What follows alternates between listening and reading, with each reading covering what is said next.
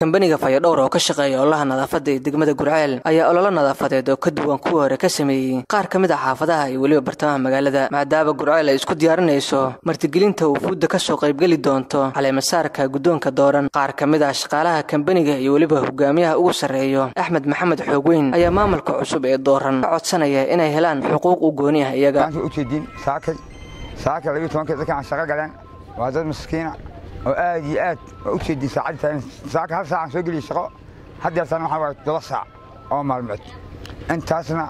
dadkan waxay u dhimaayeen waxa waa dalka iyo dadka in wax qabtaan horun u soo qabteen ilaa saacadan u taagay reeg muutiin waxaan soo qabanay saakay laamiga ilaa ka soo bilaabo degmada luuga tuulada bare ee luuga banaqooji ilaa saak xaqin أنا أفضل مجال بيجي فرصة إنك استوى معمل كي على مساري جديين دماغ وهذا أنا على مسار رمضان دي لا إله أنا أحرنا أجي أنا أصيبنا إنه وضع أو ضد ملاح أمانة يعني شيء وفتي كردون أنا مجال بيجي فرصة قادمة بقولك إني كدر مسوق قادمة شغلان ما كبرني كذي واي أو معمل كوجي أو أكسيني معمل كلن صعب مجال الدماغ كلنا كلنا كان عصا أو دياسة كان يرى هو يمكن واحد بيقول واي أو شغلتي ولي شغلتي هذا أرتانا سقيان سيلا والله سيلا وتباري ما ممكن عصبنا سيلا ويننا ما عرفنا ماشي معنا يدت وفوت ملح مسؤولين تقول معنا ما أنا يقولنا قطع أقف فينا عندي شيء والله بالله ترى ما سمح حالي قفت ذلك كان هيجي وين عدنا هيجي أو هيجي ما يجيني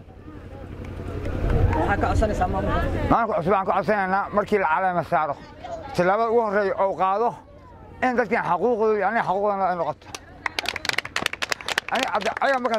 أنا ما كبر وجه أنا كان لي إياه أو وشعب كي ودت كي وذاك أنا الكلمة أنت أنا كلي جيت ونديدي أنا كمدح وأنتي يمالكي حقوقي أنا قلت لك Gurceel أنا كبحي هذا واحد ربع دي له أوراق أنا لسه أنا سنتر أنا قالنا ما ممكن قالنا كل سنتر أو لامي جيت أنا مرة جيت أنا مرة أنا قالنا سنتر هذا وجهي وحتى لم يجي أدرس هذا أنا كذا كنا قبلنا دي له ما ممكن أسمع ولا سقينا أولا دل ذاتك ما تكني بسم الله الرحمن الرحيم أنا كسرنا كمبني Fayadhowr maamulka cusub waxaan ka codsanaynaa anagoo 7 bilood ku shaqeynayna iska wax u qabso oo bilicda magaalada ka shaqeynayna maamulka cusub waxaan ka codsanaynaa inuu xaquuqdeena meel ku soo sheego intaas oo bilood baa lacag la'aan ku shaqeynaynay haddana inaan ku shaqeynaan diyaar u nahay maamulka cusub waa soo dhaweynaynaa waa garab taaganahay bismillahir rahmaanir rahiim anagoo ah kambaniga Fayadhowr ee degmada Gurceel waxaan halkan ka salaameynaa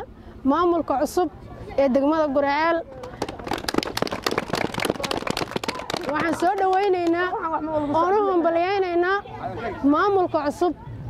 waxaan oo la caleemasaar rabo waxaan ka codsanaynaa maamulka cusub anagoo ah kambaniga Fayadhowr ee degmada Gurceel waxaan xaquuqdeena ka codsanaynaa anagoo 7 bilood ku shaqeynayna si iska wax u qabso ah jecel deegaankeena iyo dadkeena inaan wax u qabanno si waliba hufan waxaan ka codsanaynaa maamulka cusub xaqeena inuu meel noogu sheego oo sharafteena oo soo celiyo oo xuquuqdii aan lahayn ee aan u shaqeeynay iska wax u qabso waan soo dhaweynaynaa waana garab taaganaynaa waa garab taaganahay waan u hambalyeeynaa maamulka cusub bismillaahir rahmaanir rahiim anagoo ah kambaniga Fayadhowr una soo shaqeynayna bulshadeena iyo deegaankeena sida kor ugu qaadi lahayn bilicdiisa iyo nadaafadiisa waa ka garan kartaa maanta Gurceel sida uu bilaabay howlaha nadaafadda kambaniga Fayadhowr in wax badan iska bedelay maamulka cusubna waa soo dhaweynaynaa waxaan ka codsanaynaa maadaama aan 7 bilood si iska wax qabsan yani u shaqeynaynay inay maamulka xuquuqdeena ku soo sheegaan bulshadana shalay sida ugu shaqeynaynay si ka badan baa ugu shaqeynaa inagoo wadankeena iyo horumarka bulshadiisa ka shaqeynayno xuquuqdeena maamulku inuu meel ku soo sheegayaan ka codsanaynaa waan maasintii